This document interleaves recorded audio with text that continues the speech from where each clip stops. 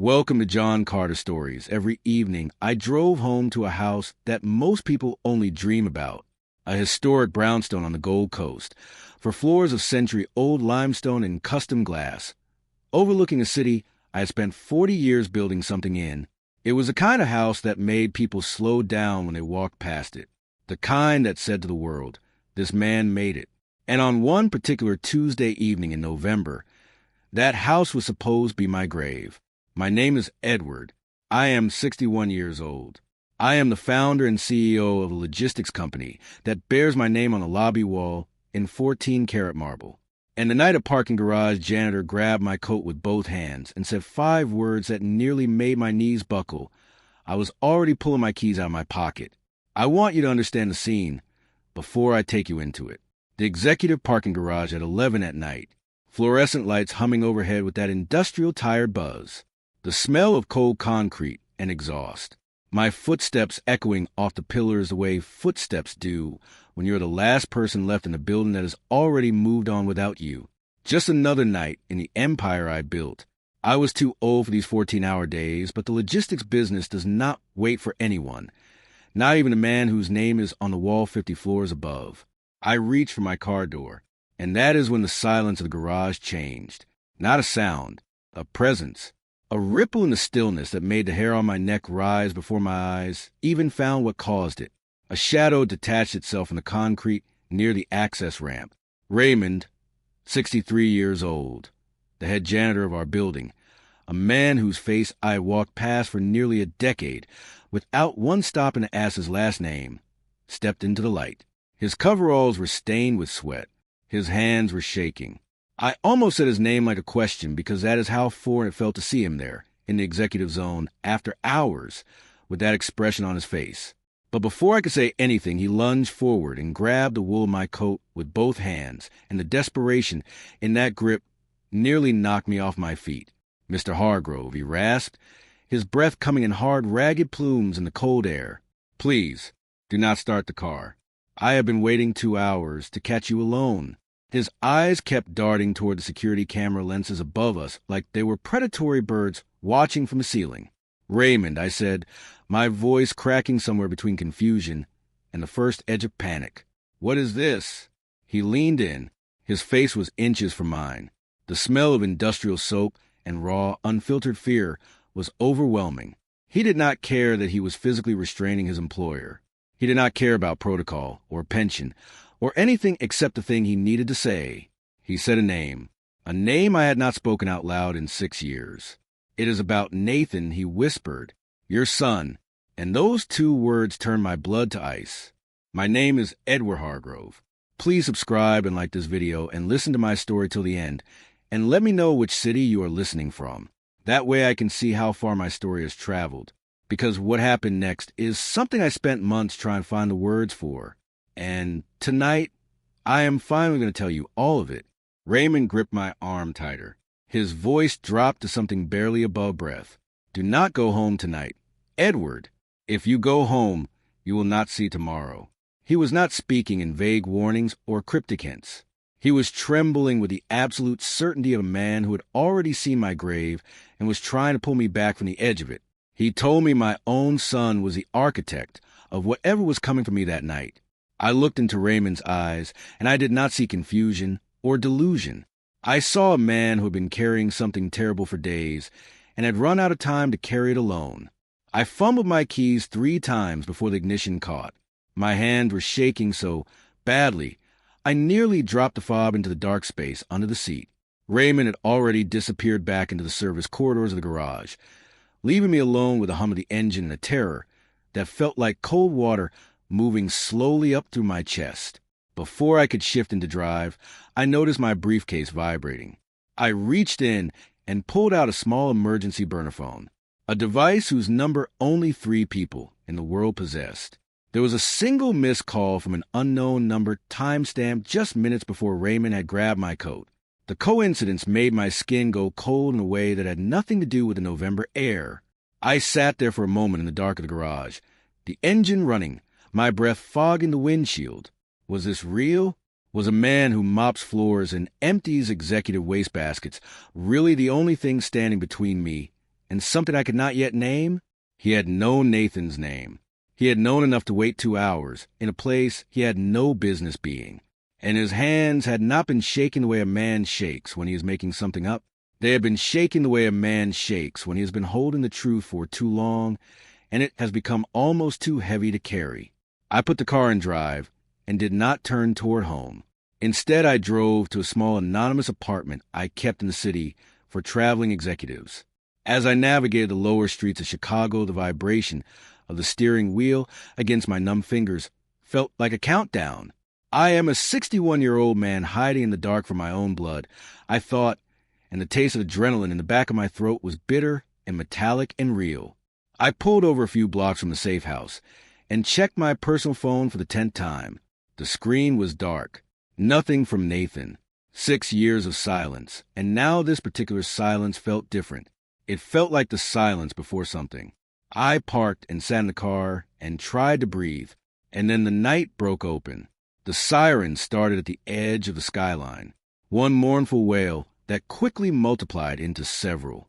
I stepped out of the car, my legs feeling like they had been filled with wet concrete, and looked back toward the Gold Coast neighborhood where my brownstone stood. A single bright plume of orange rose against the black Chicago sky. Then a second, then a dull, heavy thump that rattled the windows of the buildings around me. That was my home. I whispered the words into the cold air and felt them leave my body like something I could not take back. That was my home. And it was currently being consumed by a fire that Raymond had tried to warn me about 2 hours ago in the parking garage, and I had almost driven straight into. Now hold on, because I need to pause here for a moment, because I know what some of you are thinking right now. How does a janitor know something like that? What was in that building that connected a man who cleaned floors to a plan to burn someone alive? Stay with me, because the answer to that question is the part of this story that will stay with you long after you have finished listening. The orange glow that had lit up the Chicago skyline was gone by dawn. What was left was pale and ghostly and smelled of sodden ash and charred wood, and the particular devastation of a century-old library reduced to gray flakes drifting on a cold lakefront wind. I crossed under the yellow police tape. An officer tried to stop me. I told him my name. He stepped aside with the kind of expression people make when they do not know what else to offer. The fire chief was a man with such streaked skin and the exhausted eyes of someone who had seen too many Chicago winters. He looked at me without offering a handshake. "You are a lucky man," he said. He pointed to the street-level valve, assembly near the front of the building. The fire suppression system, the most expensive model on the market, had its water main shut off manually from the street. Shut off an hour before the fire started. If you had been in that bedroom, he said, you would have been ash in 3 minutes. I stood there in the ruins of my own home, listening to him describe what had been done. This was not an electrical surge. It was a surgical strike, a sophisticated override in the master suite system that ignited the fire while simultaneously deadbolting the electronic locks on the bedroom doors. It was time for when a man like me would be in my deepest sleep. I looked up at the scorched rectangle where my bedroom window had been and thought about the grave I had almost occupied. And I thought about the man I had barely ever looked at, whose last name I had not bothered to memorize until the previous night, who had given me back my life in a cold parking garage with 2 hours of waiting and a voice full of terrified purpose. A fire investigator near the threshold reached into the soot and stood up holding something small and metallic that caught the pale morning light. He bagged it without comment, but I saw what it was. A platinum corporate key card, the kind issued only to the top executives of my company. It did not belong to me. My second in command was in London. The breach had not come from a stranger in the night. It had come from inside. I left the ruins and drove to the safe house and sat in the sterile quiet of unfamiliar furniture and tried to understand how my life had arrived at this particular morning. And that meant going back. Back to 1996. Back to a hospital. Back to the night I made the decision that started everything. I had gone to the hospital that November evening to finalize a donation to the new surgical wing in memory of my wife Clara, who had died 8 months earlier. Grief had made me insomniac. Grief had made me wander. The 4th floor was supposed to be empty at that hour, and I had been drawn to the quiet of it, to the sterile stillness that mirrored the hollowness in my chest. I pushed open the door to the infant ward almost without thinking. And inside, beneath the hum of flickering fluorescent lights, was a single plastic bassinet. Inside that bassinet was a tiny newborn with red fists clenched against the hospital blanket and lungs that seemed completely disproportionate to his size. Pinned to the fabric was a scrap of paper with one word on it. Please. A nurse appeared at my shoulder. He does not have a name yet, she told me. The mother walked out of the emergency room hours after delivery. She has not been seen since. I reached into the bassinet. The baby's hand curled around my smallest finger with a strength that had no business existing in something that small. And something happened to me in that moment that I still cannot fully explain. After 8 months of moving to the world like a man walking through water, I felt something break through. My lawyers would warn me about the complexity of adopting a child with no history. I did not care. I stood at the administrative desk and took the cold hospital pen, and I signed a birth certificate, and I named him Nathan after my own father, and I made a promise in the middle of November night to a baby who had already been left once that it would never happen again.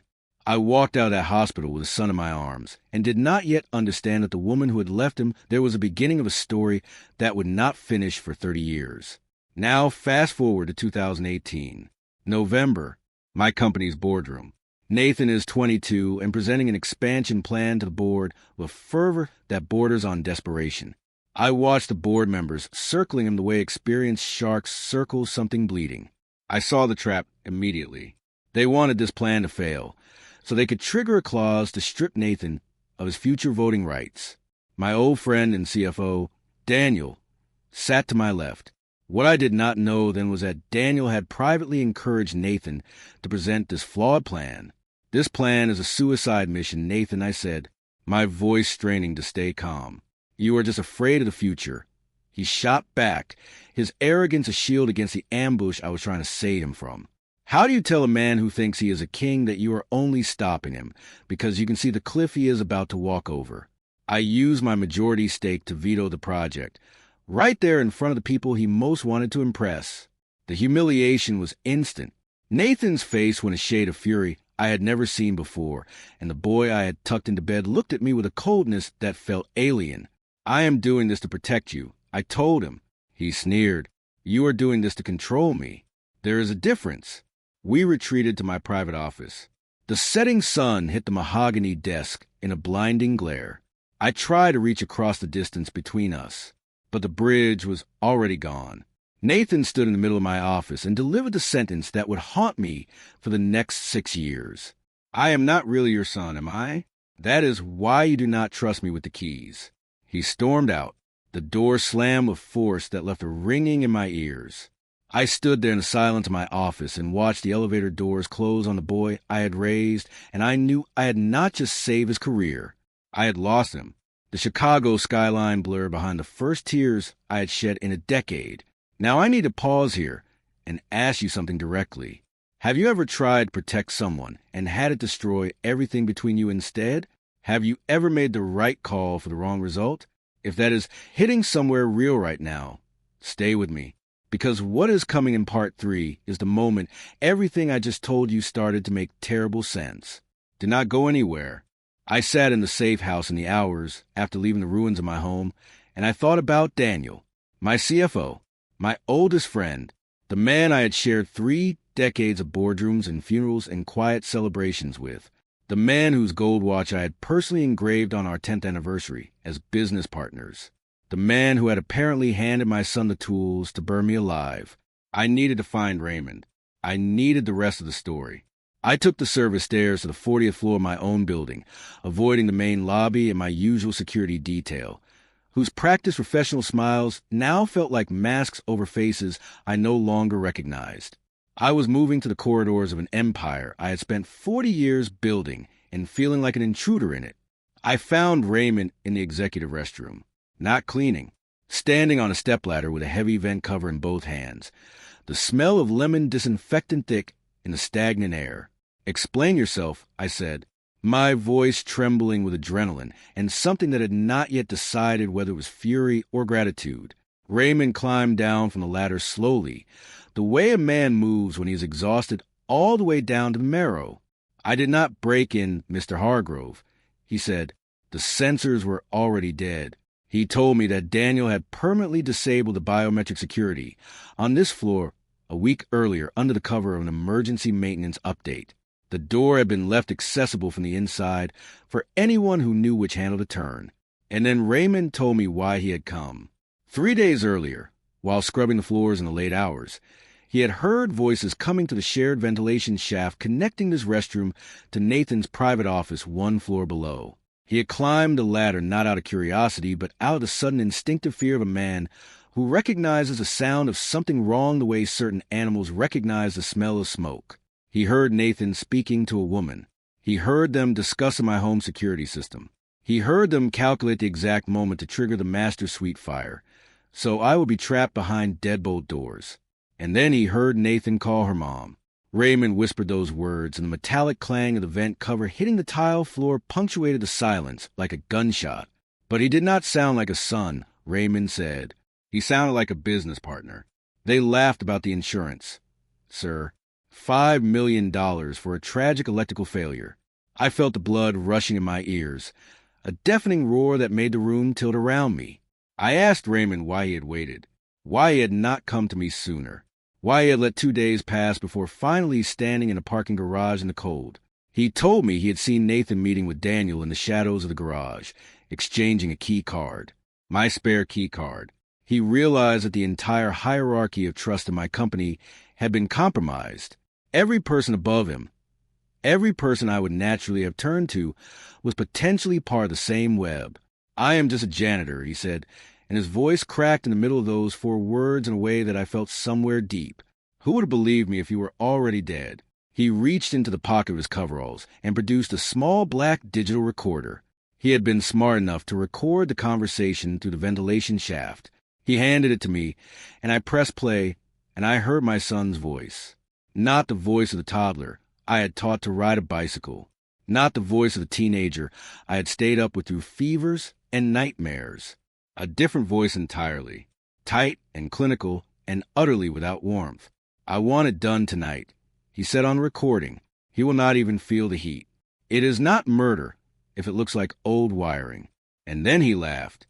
My son laughed about my death the way someone laughs about a completed transaction. And I want to tell you that I was composed in that moment, but I was not.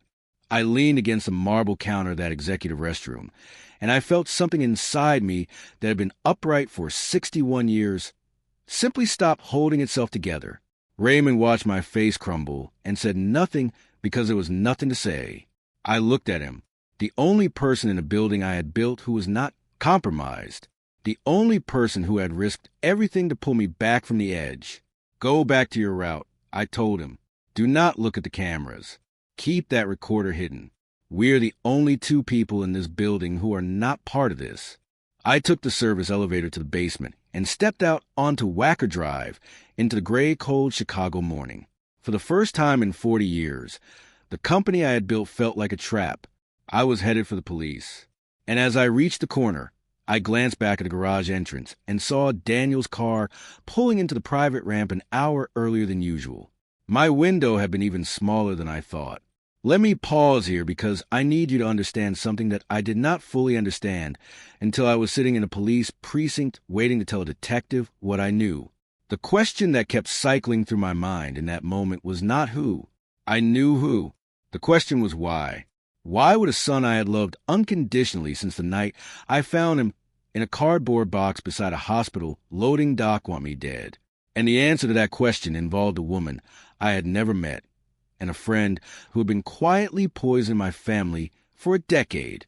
Detective Marcus Webb was 45 years old, with eyes like flint and a suit that had the particular look of clothing that has been through too much to care about appearances anymore. He did not look like a man who believed in accidents, especially when the person sitting across from him owned half a city block. "Mr. Hargrove," he said, his voice a dry, measured rasp. "Billionaires usually call their lawyers before the police. Why are you here?" I leaned forward. "Because my lawyers did not pull me out of a burning building. A janitor did." I placed the fire chief's report on the table. I placed the digital recorder beside it. Webb's expression did not change, but his eyes sharpened in a way that told me he had been waiting for something to complete a picture he was already holding. He told me he had been investigating my company for suspected financial fraud tied to Daniel. My arrival was a final piece of a larger, uglier puzzle that had been assembling for months without my knowledge. He listened to the recording. His jaw tightened once when Nathan's laughter came through the speaker. He set the recorder down carefully. "This is valuable," he said, "but we need more to tie your CFO directly to the attempt." And he warned me that we were now in a race. If Nathan and Daniel realized I had survived the fire, they would either disappear or escalate. "From this moment, you do not exist to your company," Webb said. "You are a ghost until I tell you otherwise." I smiled despite everything. I have spent 40 years being the most visible man in Chicago detective. I think I can manage being a ghost for a while. He slid a grainy surveillance photograph across the table. It showed Daniel meeting with an unidentified woman in a parking lot the previous week. Webb tapped her face. "If this is the woman your son calls Mom," he said, his voice dropping to a dangerous quiet, "we are not looking at arson. We are looking at a professional operation." Her name, I would later learn, was Vivian, and she had spent the better part of 30 years perfecting a single business model. She had used over 12 aliases across 20 years. She found children she had abandoned, specifically targeting those adopted into wealth. She waited for the trust funds to mature. She used ancestry websites and adoption registries and private investigators. And then she made contact, not as a criminal, as a grieving mother who had been robbed. The files Webb eventually showed me were a masterclass in psychological architecture. Every message she had sent to Nathan over the 2 years before the fire alternated between weeping apologies for giving him up and vicious, carefully constructed lies claiming I had stolen him through a corrupt legal system. "Your father did not save you," one message read. "He bought you. He is keeping your inheritance in a cage. Do you not want to be free?"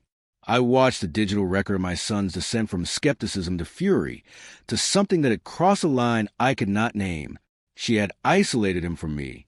She had fed every insecurity he had ever carried. And she had found those insecurities because someone had given her the manual. That someone was Daniel. Webb showed me the records. Daniel had been paying Vivian a monthly retainer for nearly a decade. He had leaked Nathan's adoption records to her years ago and initiated the entire contact. My best friend had not just joined a conspiracy. He had created it. He had spent 10 years quietly poisoning my son's heart while sitting to my left in every boardroom and shaking my hand at every company dinner. "He did not just betray you, Carl," Webb said quietly. "He spent years grooming Nathan to be the weapon that finished you." The realization did not hit me with a bang. It arrived like the soft, nauseating click of a puzzle piece, completing a picture you realized you were looking at upside down the entire time. But there was more. Webb pulled out a series of financial records, and the story they told about Nathan was one that made the rage in my chest transform slowly and painfully into something that felt much more like grief. Nathan had been drowning in gambling debt for 3 years. He had bled his trust fund dry, funding a spiraling addiction to high-stakes games and offshore accounts. $750,000. Not a debt, but a death sentence. And Daniel had been the one enabling it, co-signing accounts, facilitating transfers, keeping Nathan's head just barely above water. So he remained useful. They were both drowning, Webb said, and you were the life raft they decided to sink. I stare at my own signature on the $5 million life insurance policy, now sitting on Webb's desk as evidence. I had taken it out to ensure Nathan would be secure if anything ever happened to me. I had wanted him to have everything. I had wanted him to feel chosen even after I was gone. Now that policy was a price on my head. I need to pause here for just a moment, because this part of the story is where I want to ask you something directly. Have you ever built something for someone out of pure love and watched it become the exact thing they use against you? Have you ever given everything and found out later that the person who was supposed to receive it had been told the whole time that was a trap? If that is sitting somewhere in your chest right now, let me know in the comments, because you are not alone in that feeling. And I want to hear from you. The sting operation that Webb designed was precise. A wired informant, a garage meeting, a recorded confession. And when the tactical units moved in, the recording captured Nathan handing over a small glass vial. A toxin, he told the informant. Something that mimics a cardiac event. No smoke, no sirens, just a quiet end to a long overdue transition. His exact words. On record, in front of cameras he did not know were there. The garage did not just light up with police vehicles. It was the sound of an empire of lies collapsing under the weight of its own architecture. Nathan was wrestled to the concrete. Daniel was found in his executive office, standing over an industrial shredder with his hands full of offshore account ledgers. And Vivian was nowhere near the kill zone. She was at a private airfield with a burner phone and a one-way ticket. She had directed the entire operation from a distance and left her pawns to burn the same way she had left Nathan, in a produce box beside a hospital loading dock 30 years earlier. They got them, Webb said, stepping beside me outside the van. It is over. I looked at the dark skyline. It is not over, I replied quietly. It is just beginning. The precinct smelled of industrial cleaner and cold coffee, and the particular staleness of a building that processes human tragedy around the clock without ever having time to air itself out. I had been inside corporate boardrooms and courthouses and hospital corridors and foreign offices. But I have never been as frightened in any room as I was standing outside interrogation room, waiting for the officer to unlock the door. Detective Webb placed his hand on the door handle and looked at me. He still thinks he is the victim, he said. Do not let him win. The room was gray and small. The single overhead light was harsh and unblinking. Nathan was already sitting on the other side of a reinforced glass partition, and when I walked in, he looked up, and the expression on his face was not what I expected. Not triumph, not panic, not remorse. A sharp, defensive hatred that seemed to vibrate in the stagnant air. I sat down. I looked at my son across the glass. You should have stayed in the fire, he said. His voice was a jagged edge. Not the voice I had known. Not the voice of the boy I had driven to school in the mornings or taught to tie a Windsor knot or sat beside in hospital waiting rooms when he was sick. I am still your father, Nathan, I said. My voice was steady. I do not know how. It should not have been. That has not changed, even if the house did. And then he erupted. Vivian's lies poured out of him like something that had been building pressure for years and had finally found its release. She had told him I stole him. She had told him I had bribed hospital staff to falsify records. She had told him everything I gave him was a cage built to keep him from the truth. He slammed his palms on the table. You are not a savior. You are a thief in a better suit. I let him finish. I sat there and absorbed every word. And when the room finally went quiet, I reached into my coat and pulled out a single piece of paper. It was a yellowed police report from 1996. The ink was faded. The edges were brittle. I smoothed it onto the table between us, and I pointed to the officer's description near the top of the page. Infant discovered in produce box at hospital loading dock. Estimated age for the 6 hours. Ambient temperature at time of discovery, 31 degrees Fahrenheit. Subject had been exposed to elements for an estimated 4 hours prior to discovery. Nathan stared at the paper. She did not tell you that part, I said.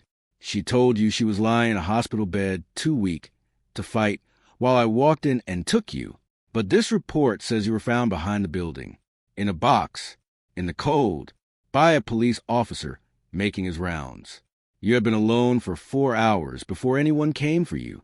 And I found out about you because I was wandering the 4th floor at midnight because my wife had just died and I could not sleep, and I heard you crying through a door that should have been closed. I watched his face. Watch the architecture of Vivian's story begin to crack along the edges. I did not take you from her bedside, Nathan. There was no bedside. She was already gone. I was the only one who did not walk away from you. He looked at the cheap silver coin around his neck, the one Vivian had given him as supposed proof of their connection. Webb's forensic team had already confirmed it was purchased at a pawn shop 3 months ago. It was not a family heirloom. It was a prop. She said it was the only thing she had left from the hospital. Nathan whispered. She said you had taken everything else. I looked at him across the glass. The walls of his certainty were coming down one by one, and what was left underneath was something I had not seen in 6 years. The boy. I leaned forward. my voice dropping to something quieter than I had used with anyone in a long time. Brent Rivera did not find Vivian because she was your mother looking for justice. He paid her a monthly retainer for 10 years to keep her available as a weapon. He knew your adoption history. He knew your insecurities. He gave her the exact information she needed to reach you at exactly the right moment. And then he stood back and watched the two of you light the match. Nathan was clutching the coin so hard his knuckles were white. He was never your friend, I said. He spent a decade grooming your resentment because he needed someone else to pull the trigger on a plan he had been building since before you even knew my name. The coin made a hollow metallic sound when it hit the table. Nathan pressed both palms flat against the glass and looked at me, and the hatred was gone. What replaced it was something raw and small and entirely undefended. The face of a person who just understood the full dimensions of what they have done and cannot find anywhere to put that understanding. His shoulders began to shake, and weeping, the kind that comes from somewhere deeper than the lungs, began to fill the small room on the side of the glass. "Dad," he whispered. One word, the first time in 6 years. I pressed my palm against the glass on my side. My vision blurred. "The love that picked you up in the rain 30 years ago has not died," I said. "But because I am your father, I have to let you face what you have done. I can forgive you as a parent, but I cannot shield you from the truth." Detective Webb opened the door. The handcuffs made no sound going on, but they felt like the loudest thing in the world. "Do not leave me," Nathan said as the officers took hold of his arms. "I am the only one who never left," I replied. "I am just the only one who cannot follow you where you're going." They led him out. He looked back once, and in his eyes was not the man who had handed over a vial of poison in a parking garage. In his eyes was every version of him I had ever known and loved. Tell me in the comments, have you ever had to let someone you love face consequences you wished you could take from them? Have you ever had to hold on to love for a person while watching them walk towards something you could not stop? Have you ever loved someone through the worst version of themselves and wondered if there would ever be a way back? And if you have dealt with something similar, share your story. You are not alone. Subscribe for more stories about standing your ground and reclaiming your life, because this story does not end in that interrogation room. Vivian was apprehended at the airfield before her flight departed. She stood in the Cook County courthouse in an orange jumpsuit with the same calculated coldness in her eyes that had apparently been there her entire life. When the judge asked if she had anything to say before sentencing, she asked about the status of her frozen accounts. Not about Nathan, not about the fire, just the money. She did not lose a son that day. She lost a commission. Daniel was sentenced to 20 years for corporate embezzlement and conspiracy to commit murder. He tried at the last moment to blame Nathan entirely. The judge was not moved. Nathan received 15 years. With good behavior, he would be eligible for parole in 10. I am 61 years old. In 10 years, I will be 71. I sat in that courtroom and felt the weight of a decade pressing against my chest like something physical. But I sat there. I did not leave. I watched until the gavel came down. And I watched until they let him through the side door. And I watched until the room emptied around me. And then I walked outside into the November air. Raymond was waiting by the car. The man who had spent 2 hours in a cold parking garage because he did not know how else to save my life. I looked at him for a long moment. He looked back at me with the quiet dignity of a man who has done the right thing and does not need anyone to tell him so. I eventually signed a deed for a new home in Raymond's name. I hired his son to head my private security division, and I established an endowment for families in the South Side community, funded entirely by the liquidated assets of Daniel Rivera and Vivian, turning the conspirators' greed into something that might actually help someone. Loyalty is a boomerang. I told my attorney the morning I signed the foundation documents. You throw out into the world and hope it comes back. It had come back.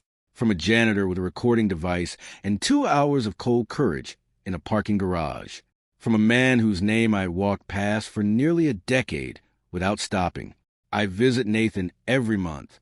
The calls come collect from a prison phone line, and they are the most important conversations in my life. His voice is different now, quieter, more careful. He has started a reading program for other inmates. He has discarded the coin and the locket and every physical remnant of the story that was built to destroy us both. I sent him the first letter 6 months into his sentence. I told him about the garden growing back, about the way the Chicago light looked through the new glass of the brownstone, about small things, ordinary things, the things that make up a life that is still being lived. I am writing to tell you the garden is blooming, I wrote. It is growing back, just like we are. 10 years is a long time to be apart, but it is a short time to rebuild a soul. I put a photograph on the mantel of my reconstructed home.